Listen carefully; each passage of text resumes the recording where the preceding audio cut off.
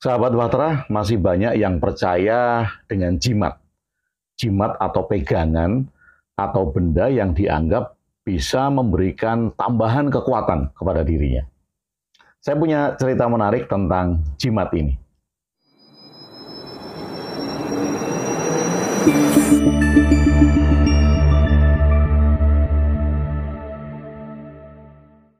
Sahabat Bahtera, saya saat ini sedang berada di Makassar, Sulawesi Selatan.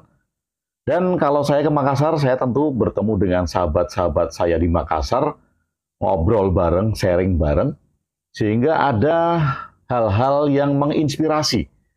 Dan ini saya ceritakan kembali karena kemarin malam saya berdiskusi, sharing kepada sahabat-sahabat Makassar. Ada Bang Ahyar, ada Arisman, ada Ferdi, ada Mida Amkam, ada Dian Purnama. Kemarin malam kami ngobrol santai di Bandar Makassar, makan ikan. Nah, sharing dari Arisman tentang jimat. Ini sebetulnya cerita dari kakeknya Arisman. Tetapi saya akan menceritakan versi saya kembali dengan tidak mengurangi inti cerita. Tapi sekali lagi, terima kasih kepada Arisman yang memberikan inspirasi tentang cerita jimat ini. Kalau di Jawa, jimat itu singkatan siji dirumat. Jadi satu benda yang memang dirumat atau diistimewakan gitu, dipelihara dengan baik. Nah, jimat ini bisa berupa benda, pusaka, bisa keris, bisa cincin, bisa batu, bisa berbentuk paku misalnya, atau tombak dan segala macam. Dan bisa juga berupa tulisan. Tulisan yang ditulis di selembar kertas, mantra biasanya, dan kebanyakan dalam bahasa, tulisannya dalam bahasa Arab gundul atau Arab Pegon. Kemudian dilipat dan dibawa kemana-mana. Nah, itu bisa jadi jimat. Nah, ini menarik cerita tentang jimat ini. Saya mulai dari sini. Ada seorang pemuda yang pergi untuk berperang melawan penjajah. Karena berperang, maka harus ada kekuatan lebih dari dirinya supaya peluru tidak kena, senjata tajam tidak mempan. Jadi dia harus melindungi dirinya agar terhindar dari itu semua. Maka dia mendatangi gurunya dan diminta oleh gurunya untuk puasa selama 40 hari, 40 malam. Puasanya adalah makan cuma sehari selama 24 jam. Kalau dia mulai jam 6 sore, ya makan, minum jam 6 itu. Kemudian nanti jam 6 sore 24 jam kemudian dia boleh makan dan minum lagi. Sekali itu saja selama 40 hari. Setelah 40 hari di ujung puasa itu dia harus melakukan pati geni. Pati geni itu tidak tidur 24 jam semalam suntuk. Menahan diri untuk tidak tidur. Sudah puasa 40 hari, diakhiri dengan pati geni, wah tentu ritualnya sangat berat. Tapi karena ini berat, maka hasilnya juga istimewa, yaitu melindungi dirinya. Setelah puasa 40 hari, kemudian pati geni, gurunya menyarankan dia menuliskan sebuah mantra di atas kertas. Mantranya terdiri dari huruf Arab gundul, Arab Pegon. Setelah pati geni, dia tuliskan mantra itu, kemudian dia lipat dan dibungkus dengan kain putih, kain mori ya, atau kain kafan biasanya, lalu dibawa. Dibawa pun bermacam-macam, ada yang dikasih di saku, ada yang diikat pinggang. Nah, pemuda ini menaruh mantra itu sebagai jimat, diikat pinggang. Kemudian dia berangkat berperang, mengusir penjajah. Di dalam peperangan itu, tidak satupun peluru yang mengenai dirinya. Tidak satupun senjata tajam yang mengenai dirinya. Dan penjajah berhasil diusir. Dia mempunyai kekuatan yang lebih untuk berperang dan juga terhindar dari mara bahaya, dari peluru, dari senjata-senjata tajam. Setelah selesai, kemudian penjajah bisa diusir, kemudian dia pulang dan berterima kasih kepada gurunya. Dia bilang, "Guru, terima kasih atas bimbinganmu. Ketika aku selesai menuliskan mantra ini, dimulai dari puasa 40 hari, pati geni, dan akhirnya aku terhindar dari mara bahaya. Peluru tidak menembusku, parang pedang tidak melukaiku." Kemudian guru itu bertanya, "Coba aku lihat, tunjukkan padaku mantra yang sudah kamu tulis." Kemudian dia membuka dan menunjukkan mantra tersebut. Dibaca oleh gurunya mantra itu, dan ternyata ada dua suku kata yang salah. Hanya konsonannya yang salah, yang harusnya ditulis I, ditulis U, yang harusnya ditulis A, ditulis I, gitu. Kemudian gurunya meminta untuk membetulkan mantra itu. Ini dibetulkan, ada dua suku kata yang salah. Nah, mantra itu kemudian dibetulkan oleh pemuda tersebut. Beberapa minggu kemudian terjadi lagi peperangan. Penjajah datang lagi dan dia bersama teman-temannya, pasukan-pasukan pribumi mengusir penjajah lagi. Tetapi apa yang terjadi? Yang terjadi di dalam peperangan tersebut, dia terluka. Ada peluru yang sempat menembus kakinya dan ada senjata tajam yang menggores punggungnya. Dia terluka dan sempat diselamatkan oleh temannya, kemudian dibawa pulang. Walaupun di dalam peperangan itu penjajah berhasil diusir kembali, tetapi dia terluka. Dia merasa dirinya kalah. Sudah pakai jimat dan kalah. Kemudian dia merenung. Mengapa setelah aku tunjukkan kepada guruku dan ternyata ada dua suku kata yang salah dan sudah dibetulkan, kok aku malah menjadi lemah? Kekuatanku tidak seperti dulu lagi. Dia bertanya seperti itu dan hingga akhir hayatnya pertanyaan itu tidak terjawab. Sahabat Batra, ini menarik bagi saya. Apakah jimat itu mengeluarkan kekuatan? Apakah jimat itu mengarahkan bahwa ada pelindung di luar diri manusia? Jin misalnya, kodam misalnya, atau makhluk-makhluk astral lain sehingga melindungi manusia itu? Atau tulisan mantra yang ditulis dalam huruf Arab tadi mengarahkan kepada Tuhan sehingga Tuhan melindungi? Tapi pertanyaannya, mengapa ketika tulisannya salah, dia punya kekuatan, dan setelah tulisannya dibetulkan, dia malah tidak punya kekuatan? Nah, ini pertanyaan unik. Sahabat Batra, saya ajak untuk merenung sebentar.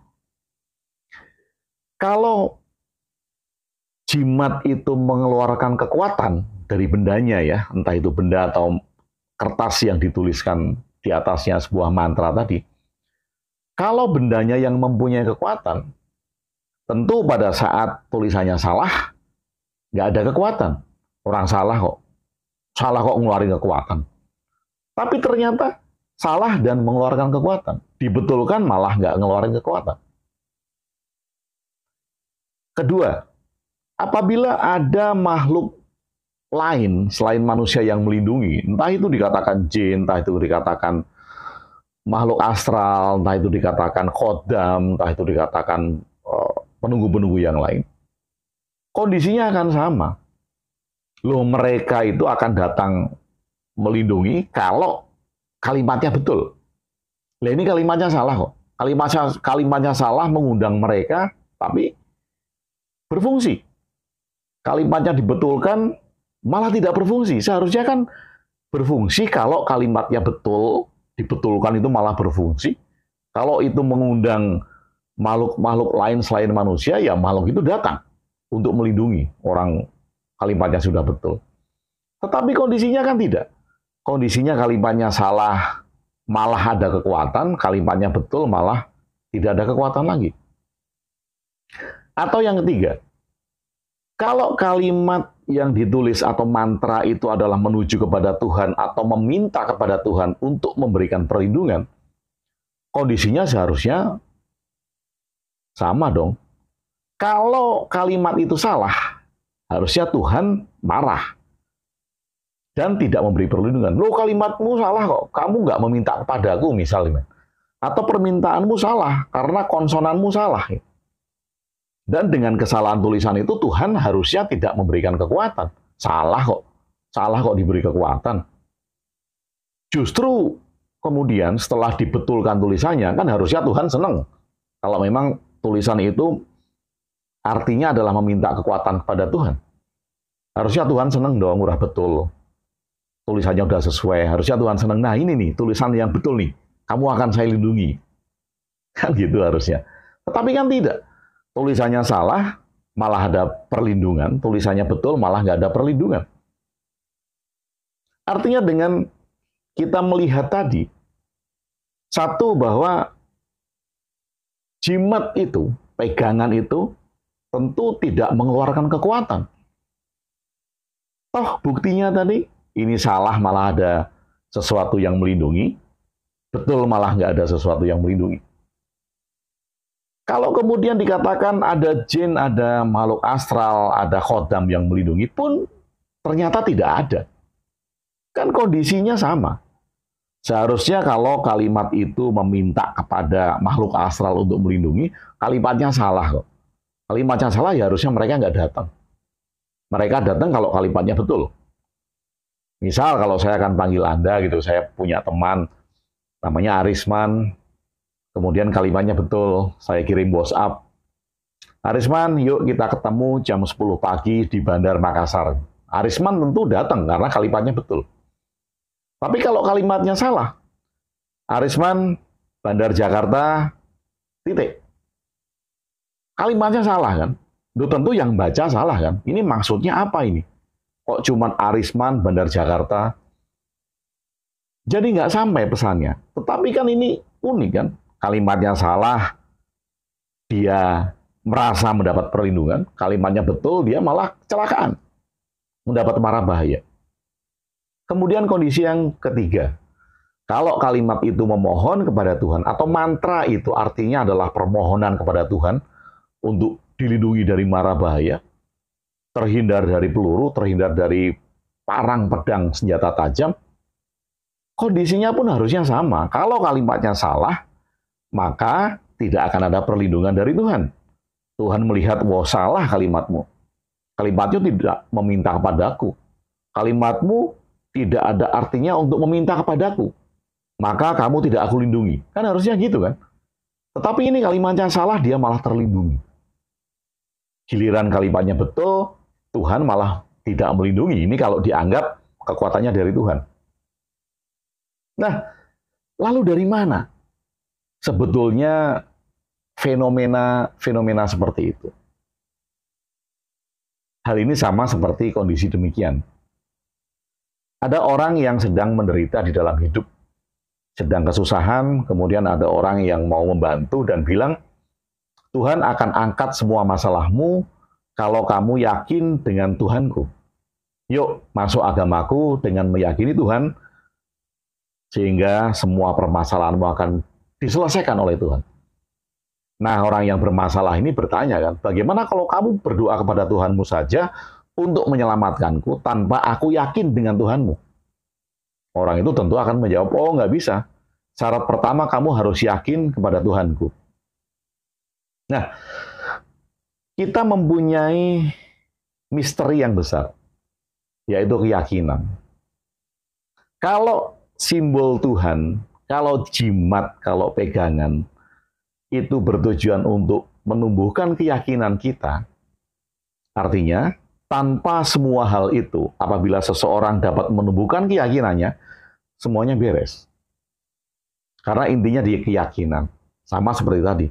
Kamu akan ditolong oleh Tuhan bila kamu yakin dengan Tuhan. Loh, mengapa harus yakin? Mengapa harus ada syarat yakin? Jadi kalau harus ada syarat yakin, yang menolong itu Tuhan atau keyakinan? Sama dengan jimat. Sebelum dibetulkan tulisannya, dia sangat yakin karena dengan proses puasa, pati geni, dia yakin dengan dirinya sendiri. Tapi setelah kalimat itu dibetulkan, pikiran logisnya mengidentifikasi, maka dia berpikir kritis atas kalimat-kalimat mantra yang ditulis. Dan itu menyebabkan keyakinannya menurun. Jadi yang menyebabkan bukan karena bendanya yang punya kekuatan, bukan karena khodam yang melindungi, bukan karena jin yang melindungi, dan juga bukan karena Tuhan yang melindungi. Karena keyakinannya sendiri.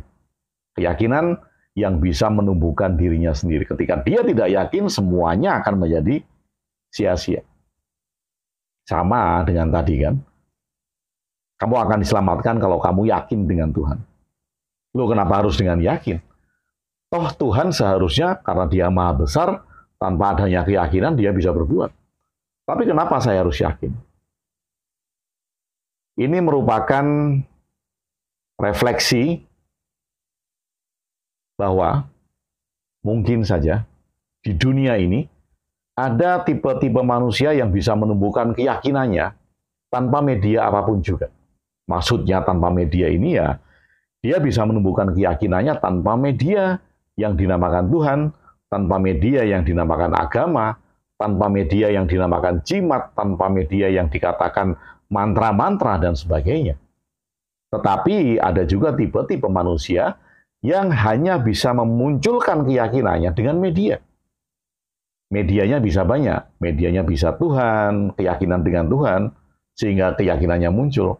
Keyakinannya dengan agama, sehingga keyakinannya muncul. Keyakinannya dengan jimat, sehingga keyakinannya muncul. Keyakinannya dengan bacaan-bacaan tertentu, sehingga keyakinannya muncul. Dan ini bukan tentang benar dan salah, karena ini hanya tipikal manusia saja. Bila orang memunculkan keyakinannya tanpa media apapun juga, why not? Mengapa tidak? Dan itu bukan sebuah kesalahan. Dan juga bila orang memunculkan keyakinannya dengan media-media tertentu, ya why not? Mengapa tidak? Itu juga bukan sebuah kesalahan. Kita hanya melihat cerita di balik jimat tadi. Kalau ternyata seseorang bisa memunculkan keyakinannya tanpa jimat, tanpa Tuhan, tanpa agama, tanpa bacaan, tanpa sesuatu yang dianggap bisa menumbuhkan diri di luar dirinya, menumbuhkan keyakinan di luar dirinya, ya oke-oke saja. Tapi sekali lagi, kalau ada manusia yang tidak bisa menumbuhkan keyakinannya tanpa melalui media-media tersebut, maka media-media itu bisa digunakan. Dan mengapa media-media itu ada? Mengapa simbol-simbol itu ada? Ada simbol Tuhan, ada simbol agama, ada simbol bacaan yang dianggap suci, ada simbol mantra, ada simbol yang banyak sekali. Dan para bijak, para leluhur-leluhur zaman dulu, memang sengaja menciptakan simbol-simbol ini agar kita bisa menumbuhkan keyakinan kita. Dan karena tujuannya adalah memunculkan keyakinan kita sendiri, keyakinan manusia, maka media-media yang dari luar ini sesungguhnya hanya mediator saja, hanya fasilitator saja. Bukan dia yang berperan. Yang berperan adalah keyakinanmu sendiri. Sahabat Batra, apakah Anda punya pendapat dan opini lain tentang jimat? Anda bisa tuliskan di kolom komentar, mungkin Anda punya pengalaman yang unik, tersendiri tentang jimat. Mungkin Anda meyakini bahwa memang jimat itu adalah permintaan untuk diberikan kekuatan oleh Tuhan, sehingga Anda merasa bahwa Tuhan yang memberikan kekuatan. Mungkin ya, Anda punya opini itu. Atau Anda punya opini Anda dilindungi oleh khodam, oleh jin, oleh makhluk astral lain dengan adanya jimat itu. Atau mungkin opini Anda bahwa jimat itulah yang mengeluarkan kekuatan. Nah, bila Anda punya pengalaman-pengalaman ini, silahkan tuliskan di komentar. Tapi mari kita bertanya dengan hal-hal yang kita lihat dari sisi yang lain tadi. Bahwa ketika ada kesalahan tulisan dan dia yakin kekuatan itu ada. Ketika tulisannya dibetulkan dan keyakinannya menurun, dia malah tidak terlindungi lagi. Jadi dengan ini kita bisa bertanya, sesungguhnya kekuatan itu muncul dari mana? Apakah dari eksternal, dari luar diri kita, atau memang dia dari dalam diri kita sendiri? Terima kasih sudah bersama saya Gung Ebe di Ruang Diri. Stay authentic and original.